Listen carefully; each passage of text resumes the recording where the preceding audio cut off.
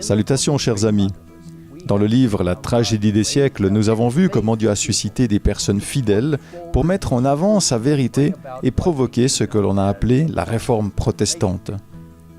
Alors que nous poursuivons notre voyage à travers ce merveilleux livre, je vous encourage, si vous ne l'avez pas encore fait, à le télécharger dès aujourd'hui sur le site greatcontroversyproject.org. La parole de Dieu a été le fondement solide sur lequel la réforme a été construite.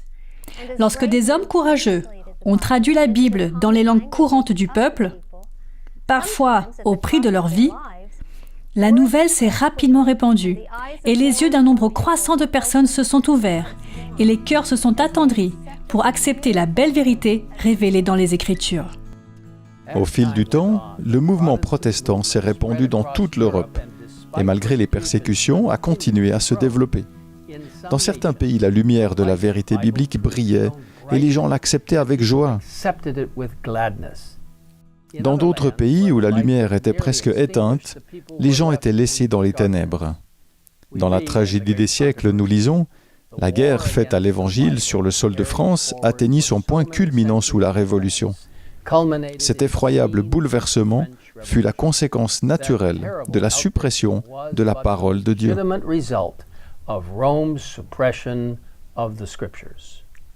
Malheureusement, l'Église romaine, fondée sur la tradition humaine et sur le fait de gagner son salut par les œuvres, a mis de côté les Écritures pendant plus de 1000 ans. À la fin du XVIIIe siècle, les résultats de cette mise à l'écart ont été clairement visibles dans les événements horribles de la Révolution française. La suppression des Écritures pendant la période de suprématie papale avait été prédite par les prophètes. Et dans Apocalypse 11, les versets 2 à 11, nous en lisons les terribles résultats écrits dans un langage symbolique. L'ange du Seigneur dit « Elles piétineront la ville sainte pendant 42 mois.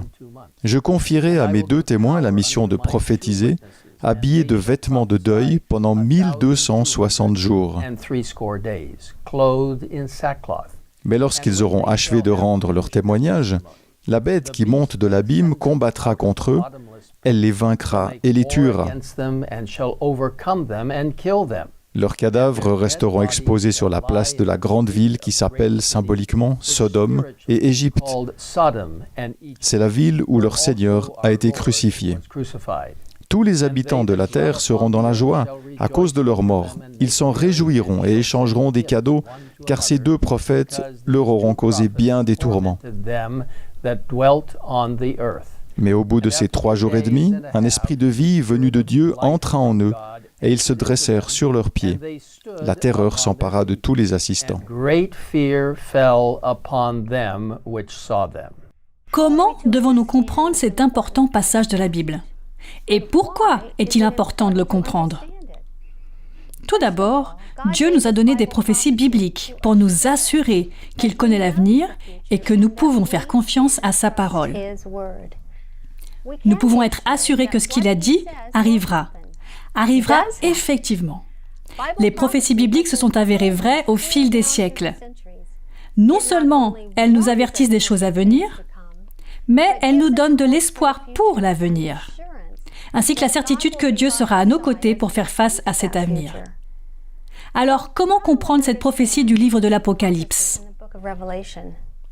En l'analysant progressivement et en reconnaissant qu'elle est écrite dans un langage symbolique.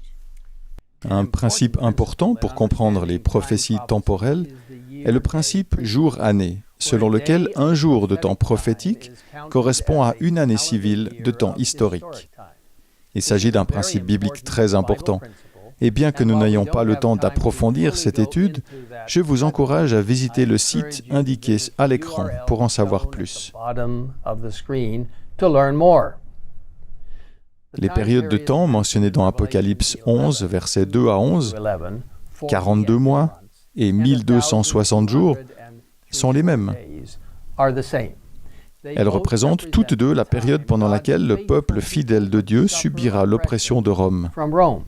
Les 1260 ans de suprématie papale ont commencé en l'an 538 et devait se terminer, selon la prophétie, en 1798. Et c'est exactement ce qui s'est passé. En 1798, l'armée française est entrée à Rome et a capturé le pape Pie VI. Il fut emmené en France, où il mourut en captivité en août 1799. Malgré l'élection d'un nouveau pape, cet événement a marqué d'une blessure mortelle la papauté, qui devait plus tard, selon la prophétie, être guérie. Les deux témoins, mentionnés dans l'Apocalypse 11, verset 3, et décrits au verset 4 comme deux oliviers et deux chandeliers, représentent les Écritures de l'Ancien et du Nouveau Testament. Tous deux défendent la loi de Dieu et sont les témoins du plan de salut.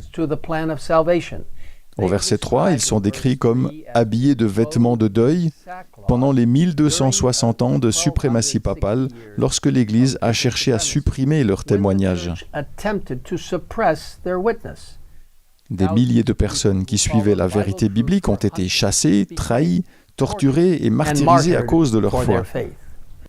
Cependant, même pendant les périodes les plus sombres, Dieu a eu des gens qui ont continué à être fidèles en partageant sa parole. Le livre de l'Apocalypse nous donne des avertissements contre ceux qui cherchent à changer ou à piétiner la parole de Dieu.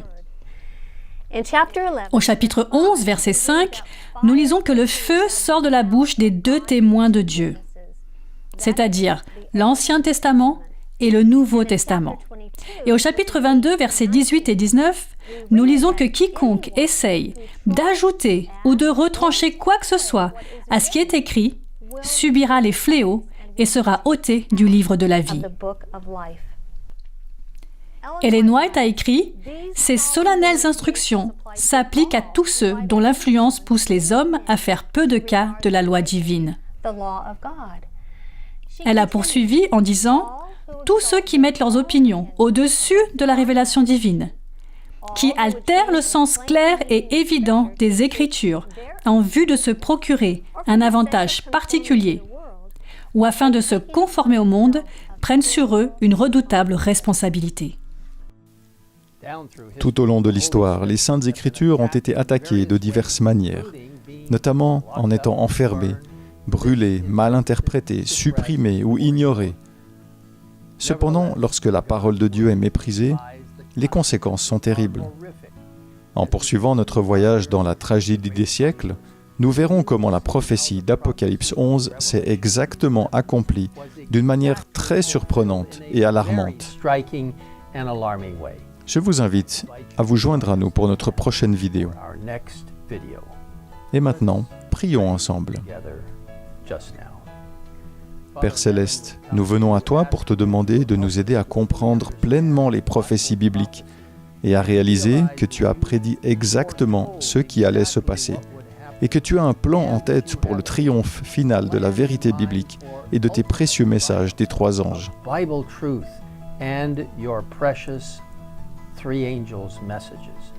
Nous te remercions pour tout ce que tu as fait à travers ceux qui ont défendu fermement la Bible à travers les siècles.